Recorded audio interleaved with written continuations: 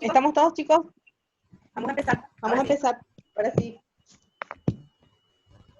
Antes que nada, les quiero comentar que Antes que el nada, examen parcial efectivamente fue bastante positivo en todos los aspectos que pude notar. Hay bastante reflexión. Sin embargo, la verdad que, como les comentaba, Como les comentaba, se esperaba que sean un poquito más críticos, atendiendo a la situación especial que estamos pasando, sobre todo con el movimiento económico mundial y cómo se está manejando la información con respecto a eso, relacionado con la salud y la pandemia. O sea, había muchísimo para en un porcentaje importante. Pero eso no quita que sus respuestas estén correctas o no. Bien tuvo el examen en general. En la hubieron varios errores en el proceso de creación de las leyes. A ver un poquito, ¿me oyen bien? Voy a hablar un poco más pausado, así no sale tan cortado de acuerdo a lo que me están diciendo en el chat. Creo que no tenés que apagar un micrófono, profe, porque se escucha doble. Y tengo silenciado desde la computadora. El de la computadora. Y el del celular. Y el del celular. Un ratito. Voy a apagar el otro.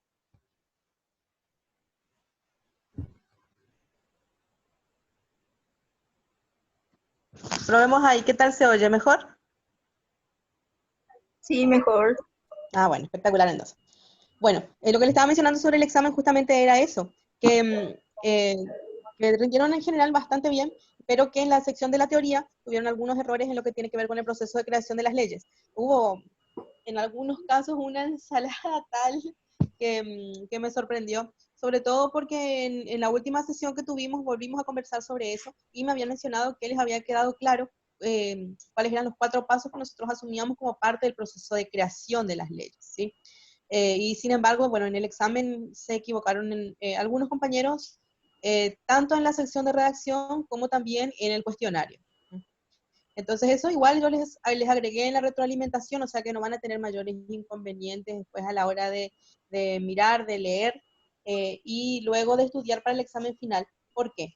Porque es un tema que es transversal y siempre sale. Sale tanto en el primer parcial como en el examen final, sea oral o escrito, igual siempre sale. O sea que tiene que quedar bien claro cómo es el proceso de creación de las leyes, cuáles son esos 4 pasos básicos y cómo se van dando para que efectivamente una norma jurídica tenga la fuerza coercitiva tal para ser aplicable a todo ciudadano paraguayo residente en nuestro territorio nacional, ¿verdad?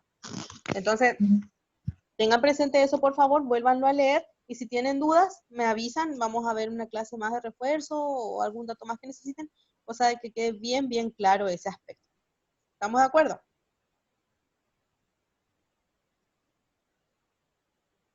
Perfecto. Para arriba. Ok, bueno. El tema de hoy está relacionado ya con el derecho a la comunicación propiamente dicho. Ya superamos la parte de inducción a lo que es la ciencia propiamente dicho. Ya superamos la parte teórica, ¿sí? De lo que es el derecho, cómo son las ciencias jurídicas, cómo son las normas jurídicas que rigen todo lo que es la vida de la persona en el marco social, ¿verdad? Bueno, entonces, una vez considerado eso, vamos a adentrarnos en lo que son los derechos humanos, que ya lo habíamos visto la vez pasada. Vimos derechos humanos y en el contexto de los derechos humanos, cómo se desarrolla el derecho a la comunicación y a la información. ¿Por qué esto? Porque tenemos que tener siempre presentes que estos derechos garantizan facultades de las personas, facultades que antes no eran tales, facultades que a partir de la Revolución Francesa en el año 1789 recién se empezaron a considerar como derechos propios de las personas, como derechos individuales en el contexto de la libertad. ¿Se acuerdan que cuando hablábamos de la Revolución Francesa tocábamos tres derechos, 3 aspectos fundamentales? Libertad, igualdad, equidad. E incluíamos fraternidad, en francés, fraternité, ¿verdad? Bueno, entonces, en ese contexto es que se desarrollan las libertades individuales. Y la libertad que genera el derecho a la comunicación y a la información es fundamental y es prioritaria para nosotros. Porque vemos, a tal punto es importante este derecho que encuadra o enmarca, engloba otros varios que están relacionados. En algunos textos hablan de relacionados y otros dicen interrelacionados.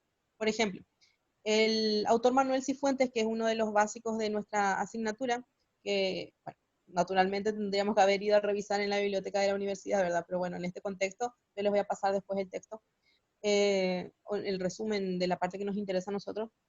Cifuentes ya hablaba de que el derecho a la comunicación y a la información es un derecho humano, decía, ¿sí? O sea, ya lo separa de otras libertades fundamentales y dice específicamente es un derecho humano.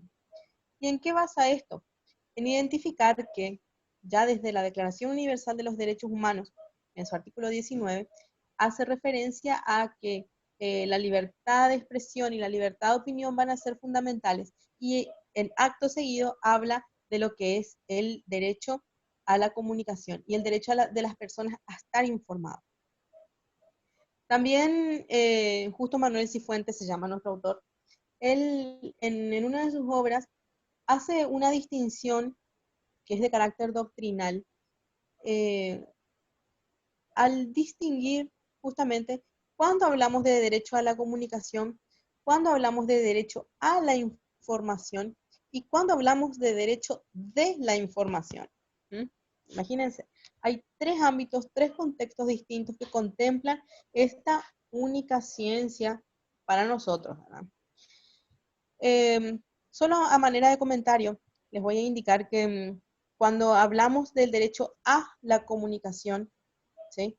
Hacemos referencia específicamente a aquella facultad que asiste a las personas, ¿sí? A las personas tanto físicas como jurídicas. Enseguida les voy a mostrar ese detalle, que es el que está justamente en la pizarra que les compartí ahora. Asiste a las personas tanto física como jurídica en cuanto a los medios físicos que utiliza para que se lleve a cabo efectivamente el proceso de la comunicación. ¿Se acuerdan ustedes? En otras asignaturas habrán estudiado el proceso de la comunicación: emisor, receptor, contexto, mensaje, etcétera. Bueno, todo el detalle. Entonces, el resguardo y la protección de esos elementos y su interacción es lo que estudia en profundidad el derecho a la comunicación, ¿sí? Mientras que el derecho a la información está relacionado con la facultad que tenemos las personas a conocer, ¿sí? A buscar y a estar en conocimiento de todas las cuestiones que se circunscriben alrededor nuestro. Es el complemento a un derecho político, ¿sí? Un derecho de primera generación, pero derecho civil y político. ¿Se acuerdan cuando veíamos las generaciones de derechos humanos? Las tres. Bueno, la primera es la primera generación es de los derechos civiles y políticos. Bueno, entonces, el derecho a la información específicamente acompaña a los derechos políticos. O sea, lo que nos hace es brindar todas las herramientas necesarias para que seamos capaces de decidir en el contexto político, ¿sí? Mientras que el derecho de la información, ya no estamos hablando de a la información, sino que el derecho de la información está relacionado a todo aquello que no está vinculado estrechamente a la persona en sí en el ejercicio de su derecho, sino más bien a lo que rodea, a los medios, al ejercicio de los medios de comunicación, no, a ver, no les voy a decir no lo físico, ¿sí? Sino lo que es intangible, ¿sí? Por ejemplo, les voy a dar un ejemplo.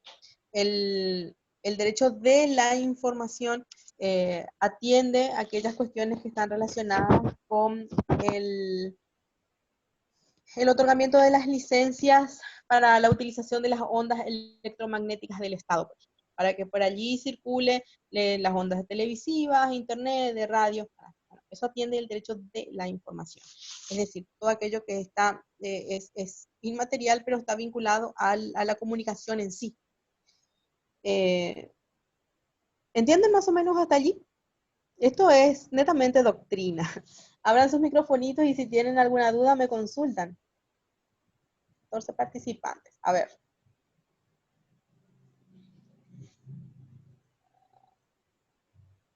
¿Tienen alguna duda? ¿No, nadie?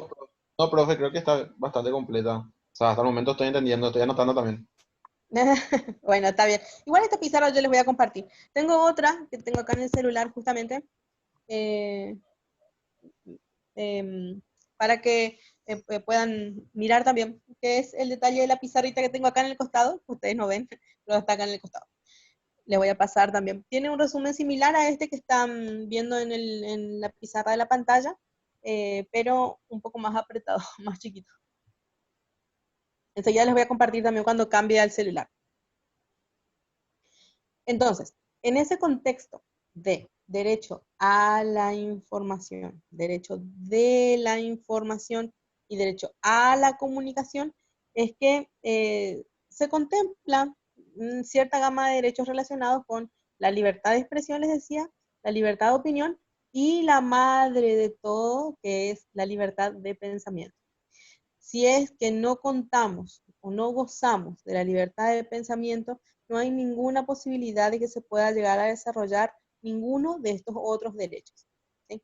Normalmente, ya en la próxima clase vamos a desarrollar libertad de expresión, pero normalmente uno piensa que la libertad de expresión es lo más importante, que es la fuente de todo.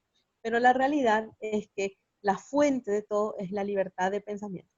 La libertad de pensamiento es la que contiene tanto a la libertad de expresión como a la libertad de opinión, que son los dos derechos que dan fuerza a el derecho a la comunicación y a la información en un contexto genérico. ¿Sí? Ahora, hoy por hoy, hablar del derecho a la comunicación y a la información ya no está meramente ligado a estos aspectos teóricos que estamos conversando, que tienen que ver con la visión doctrinaria, ¿verdad? ¿Por qué les digo esto? Porque de un tiempo a esta parte, con el uso de Internet, el uso de las redes sociales, de las nuevas tecnologías de información, que hoy ya no son tan nuevas, tendrán máximo unos 10 años, todo cambió. La forma en que se gestiona la información, la forma en que se genera la información, cualquiera puede pasar datos en redes sociales y todos nos enteramos de cuestiones que antes eran impensadas enterarnos. Entonces, ese mecanismo, nuevo mecanismo de gestión de la información hace que las clásicas teorías de doctrina sobre esta ciencia se tengan que rever. Y fíjense nomás cómo es tan necesario afianzar la dinámica del derecho, de la ciencia jurídica en sí, sobre todo el derecho a la comunicación, que si ustedes piensan nomás ahora con la pandemia, en estos últimos 2 meses, y para no irnos tan atrás, en este último mes, eh, nuestras grandes empresas de telefonía, tanto Tigo como Personal, Claro y hasta Copaco, tuvieron que liberar su ancho de banda, en algunos casos, para que se pueda utilizar esto que nosotros estamos haciendo ahora. Tanto videoconferencias, tanto conversaciones vía WhatsApp, videos, suba de videos, eh, y tienen prohibido cortarnos el servicio. ¿Se imaginan? Ni la falta de pago es causal para el corte del servicio. Es decir, una situación externa obliga a la, eh, a ver, eh, obliga a la reorganización de las estructuras contractuales y responder a una necesidad humana, fortaleciendo el derecho de las personas a gozar de un servicio que antes era 100% pago, y ahora prácticamente en forma no gratuita porque se paga igual, pero con la facilidad de que no vas a tener un corte en el servicio. Imagínense, o sea, a ese nivel es que van rotando las cosas y las necesidades que tienen las personas y cómo se adecua el derecho también a esas distintas circunstancias. Fíjense que hay en algunos países en donde están legislados a través de normas específicas el acceso a un ancho de banda determinado, por ejemplo. Por ejemplo, Chile, Uruguay, son países que están a la vanguardia en el uso de las tecnologías acá en Latinoamérica. Y ellos, por ejemplo, tienen garantizado, como, miren, yo no les digo equiparado a un derecho humano, pero sí en el contexto de la libre expresión, del uso de las tecnologías, tienen leyes específicas que regulan el uso del ancho de banda y la garantía de que, perdón, estoy golpeando mi computadora, la garantía de que el Estado les tenga que proveer a través de esas empresas el servicio, el acceso a un determinado ancho de banda de Internet para poder justamente usufructuar todo esto que generan las nuevas tecnologías. O sea, tiene una infinidad impresionante de aristas y tan cambiante, tan regular, de acuerdo a cómo las personas nos movilizamos y cuáles son nuestras necesidades. ¿Sí? O sea, uno no puede estar ajeno, así como les decía al principio de las clases, el derecho no es estático, al contrario, es una de las ciencias más dinámicas que hay, porque obligatoriamente se tiene que adecuar a cómo se mueve el ser humano. ¿Sí? No se puede no legislar, necesariamente hay que legislar. Bueno, a ver, acá en específicamente en esta pizarra que les compartí, están los sujetos de la comunicación, ¿sí? O sea, ¿quién es el sujeto de la comunicación? Ya en el contexto del derecho a la comunicación y la información. ¿Quién es? Es la persona, ¿verdad? La persona humana, el sujeto de la comunicación. La persona es persona física, que somos nosotros de carne y hueso, o las personas jurídicas. Las personas jurídicas son una ficción jurídica, se llama. ¿Cuándo se da una ficción jurídica? Cuando nuestra norma permite la creación, ¿sí? La creación de un nuevo ente, de una nueva persona, ¿sí? A partir de la unión de varias voluntades de personas físicas. Es decir, nos juntamos acá Mariano, Mauricio, Magalí y yo y formamos una sociedad. ¿Sí? Y esa nueva sociedad es lo que se llama persona jurídica. ¿Sí? Puede ser una sociedad, una fundación, una asociación, tiene varias figuras que son ya de carácter legal, de acuerdo a las necesidades que se tenga con esa nueva persona. ¿Verdad? Pero lo básico es que, de acuerdo a la unión de personas físicas con una determinada voluntad, se configura jurídicamente una nueva persona, un nuevo ente, y es una ficción jurídica, o sea, físicamente, palpablemente no existe, es intangible. Bueno, entonces esa es la persona jurídica. Tanto la persona física, que somos nosotros los de carne y hueso, ¿sí? Y la persona jurídica, que es la ficción, una ficción jurídica, son entes, ¿sí? Son entes. Nos estamos quedando sin tiempo, dice. Bueno.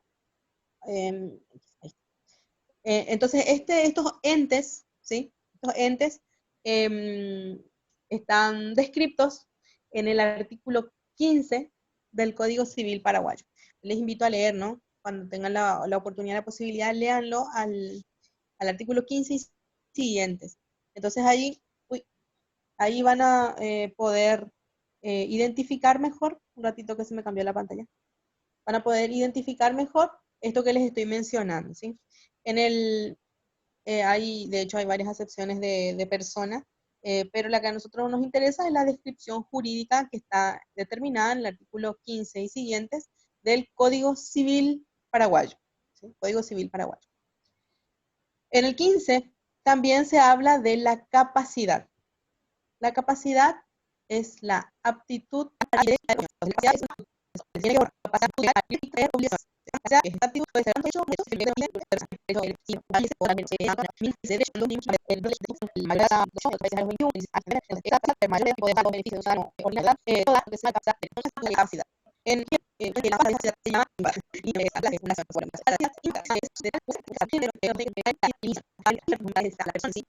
se da cuando la persona no es capaz de tener